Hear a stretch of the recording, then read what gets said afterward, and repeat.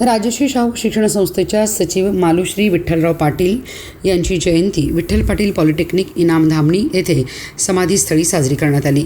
या जयंतीनिमित्त संस्थेअंतर्गत येणाऱ्या स्वातंत्र्यसेनानी कैलासवासी भाऊसाहेब कृष्णा पाटील माध्यमिक विद्यालय इनाम धामणी, परमहंस यशवंतबाबा महाराज माध्यमिक विद्यालय बामनोली, परमपूज्य गगनगिरी महाराज माध्यमिक विद्यालय सावळी, श्रीमती चंद्राबाई भाऊसाहेब पाटील माध्यमिक विद्यालय वड्डी तसेच संत गजानन महाराज माध्यमिक विद्यालय विजयनगर या ठिकाणच्या विद्यार्थ्यांनी विठ्ठल पाटील पॉलिटेक्निक स्थळी असणाऱ्या समाधीचे दर्शन घेतले। या प्रसंगी सर्व विद्यार्थ्यांना खाऊचे वाटप करून जयंती साजरी करण्यात आली। जयंतीनिमित्त पंचक्रोशीतील ग्रामस्थांनी मान्यवरांनी समाधीस्थळी दर्शन घेतले। रामकृष्ण हरी। आज 28 जुलै रोजी माझी सुविद्य पत्नी सौ मालुश्री विठ्ठलराव पाटील उर्फ दीदी या राजर्षी शाहू शिक्षण संस्थेच्या सचिव होत्या, इनाम धामणीच्या सरपंच होत्या, प्रथम महिला सरपंच, आणि दुर्दैवाने गर्भाशय कॅन्सरनी तिचा मृत्यू झाला। ती आम्हाला सोडून गेली, वैकुंठवासी झाली। पण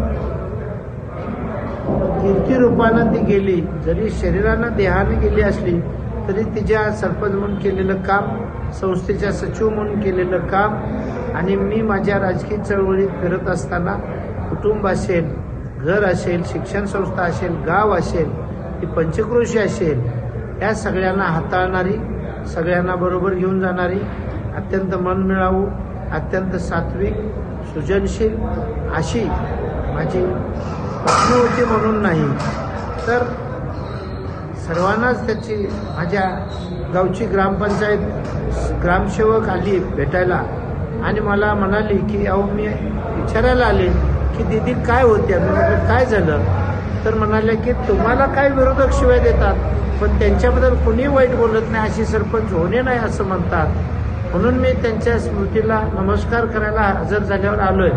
आमचे मित्र महावीर पाटील यांच्या पत्नी उपसरपंच झाल्या, ते भेटायला आले तर महावीर दादा मला म्हणाले काकाची काय होती, दीदींचे विचार होते। म्हटलं काय झालं, मलाही माहीत नव्हतं। तर महावीर दादा म्हणाले माझ्या पत्नीला म्हणाले स्त्री धर्माच्या मर्यादा सांभाळून पदावर काम कर।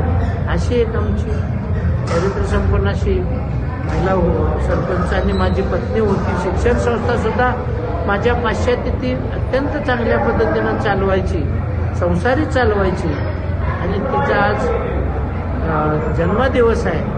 त्या दिवशी आम्ही तिच्या समाधीवर पुष्पांजली, आमच्या शिक्षण संस्थेचा सगळा स्टाफ आणि आमचे गावातले जवळचे आप्तेष्ट मित्रमंडळी आणि कौटुंबिक मंडळी आली होती।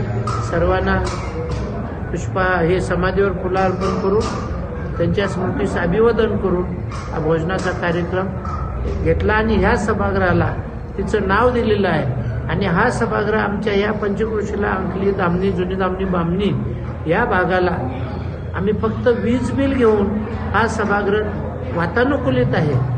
त्यांना 5000 स्क्वेअर फूटचा आहे, आपण हे पाहतात। तर हा फक्त वीज बिल घ्यायचं आणि गावच्या या 4 गावच्या पंचक्रोशीला मोफत द्यायचं असा निर्णय मी आज आपल्या माध्यमातून घोषित करतो आणि तिच्या स्मृतीस अभिवादन करतो आणि तिला साजेसं कामकाज आम्ही करू।